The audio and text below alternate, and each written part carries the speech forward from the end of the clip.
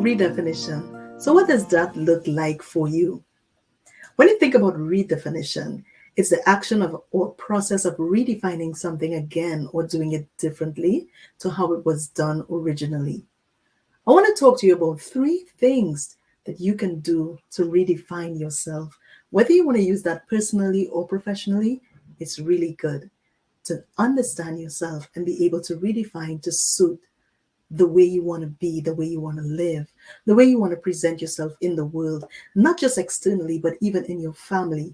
How can you do things better? How can you be better at what you do on a daily basis? So let's look at finding true meaning. What are the things that are most meaningful to you in life? What are the things that are most important to you? And that might be family.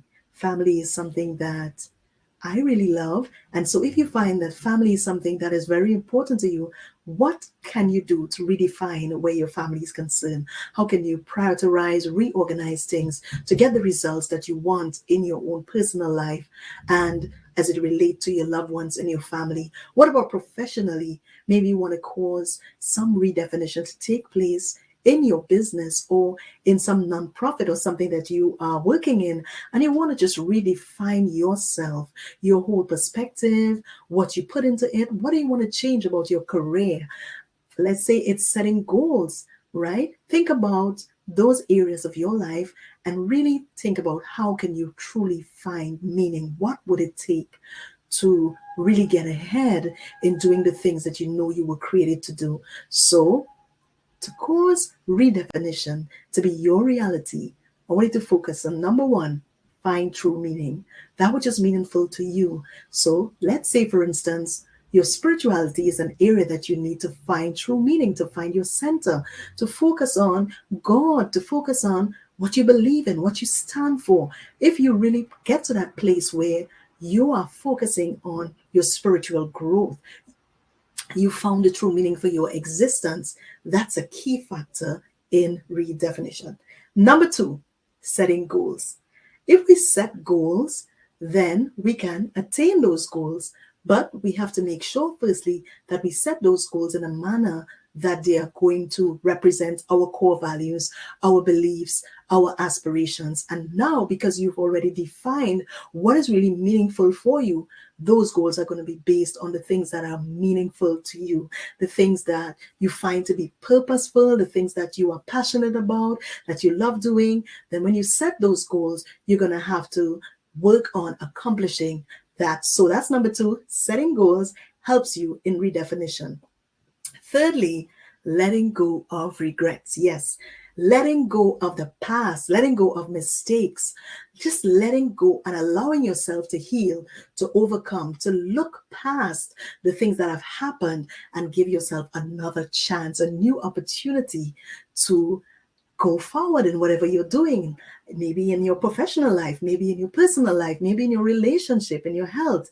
So you really want to pay attention to letting go of regrets, things you may have said, things you may have done, how you can do it better, and really start focusing, because the past has a way of keeping us from looking forward, right? There's a saying, we must press towards the mark, all right, of our high calling. And so when you want to get ahead, there is something that is critical, the past, to keeping you from moving in the direction of your dreams. And so you want to set your eyes forward, begin to be focused, and let go of regret. So that's number one, number two, number three. Find meaning, set goals, and let go of regrets. And that's three powerful ways that you're going to be able to redefine yourself.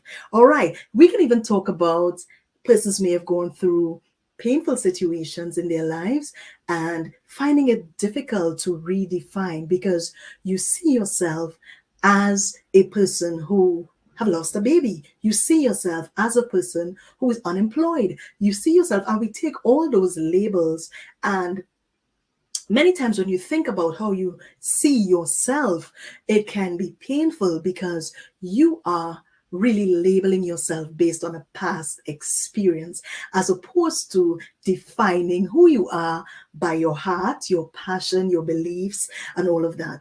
And so I want to talk to you about, again, the book that I recently wrote. Many of you have been reading, giving me some good responses and some feedback. And so today we are going to look into chapter 1, Beauty Birthed Out of Pain.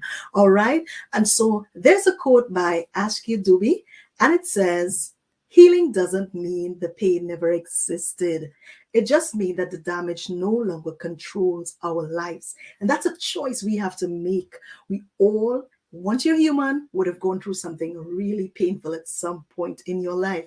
But the thing is, not letting that damage keep you captive, not letting that damage keep you bound, so that you are not allowing yourself to grow. You're not allowing yourself to love again, to develop. You're not really being who you are. And so if you are not really who you are, then it's just a counterfeit version of you. You may have gotten used to being that person, but when you look back and you think about the way you used to be, when you think about how family members saw you when you walked into a room, maybe you were the person that caused everyone to laugh, always giving jokes to your family members. Maybe you were one of the most helpful people, on your workplace, and then something happened and you said, look, I'm just gonna do just enough. I'm just gonna get in on time, do what I have to do. And that's a false version of yourself. Yes, we have to make adjustments and redefine and use wisdom in our relating, but it doesn't mean that it could cause us to take positions that we are robbing ourselves of who we truly are. So a lot of times people allow the physical pain, the emotional pain that they suffer to cause them to come to a place of stagnancy, or a place where they are not showing up as their authentic selves. Did you hear what I just said? They're not showing up as their authentic selves. And so my passion is to see mainly women, not limited to women, but mainly women, realize who they are and use their unique gifts and abilities to serve others, whether it is in a business, if it is in a ministry, or in their personal lives, just to live better, to live in that place of peace, to live in that place of knowing I have done my best. All right. And so we are aspiring to do better. We are aspiring to live better. We are aspiring to form this community of women who support each other, help each other to develop their goals, help each other help each other to reach their dreams, and really bring value to each other. So we're building this community. Actually, when I started on this journey, I was in this place where I wanted to come out of being stuck. I wanted to come out of being in that place where I would just dream and dream, ideas, goals, plans, and the year will go and the year will come. But I'm doing everything else but paying attention to those things. And then I found myself becoming very frustrated, right? And so I had to realize that if I don't give time, if I don't become disciplined, if I don't become diligent, then the cycle will never be broken.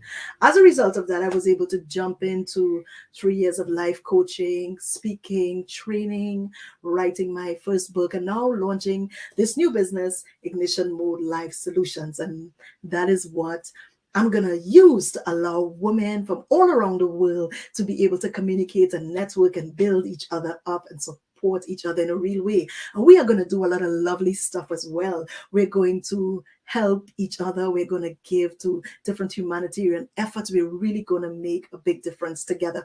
There's a saying, team together, everyone achieves more, right? So we're talking about redefinition. If you're a woman, if you're a person that really want to make a difference, really want to redefine, get in a community, get in a place with people who are like-minded, get into a place where you can have that support, you can give that support, and the things that you really believe you're capable of, you can do that in a community where people are like-minded. All right, so I hope that those tips on redefinition helped you finding meaning. Think about what you really want to do in life. When are you going to have that restaurant? When are you going to have that nonprofit? When are you going to get married? What do you need to do now? How do you need to redefine yourself from being single to getting married? What does that mean? Are you willing to become selfless? Because that's what marriage is. Are you willing to serve someone else, support someone else, and not just think about yourself, right? So you're going to have to be redefining to be able to get married, right? Because if that's the thing that's really meaningful to you, then you're going to have to start setting goals. What about savings? What about planning for the future? And letting go of that past boyfriend, that past relationship, and really thinking about, who can I partner with? What is this person going to look like that we're going to partner together? So redefine, do your own redefinition.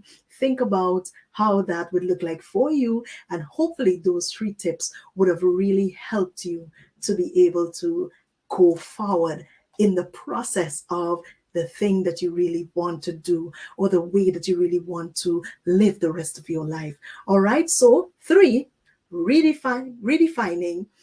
It means you're gonna find meaning. You're gonna see what it is in this world I really want. You're gonna set those goals, and you're gonna let go of regrets. Remember, redefinition is the process of defining something again or doing it differently to how you did it in the past. How are you going to do things differently? There's a saying, if you do things the same thing, you get the same result. And so if you want to get different results, we're going to have to do things differently. Love you, and we'll talk again soon.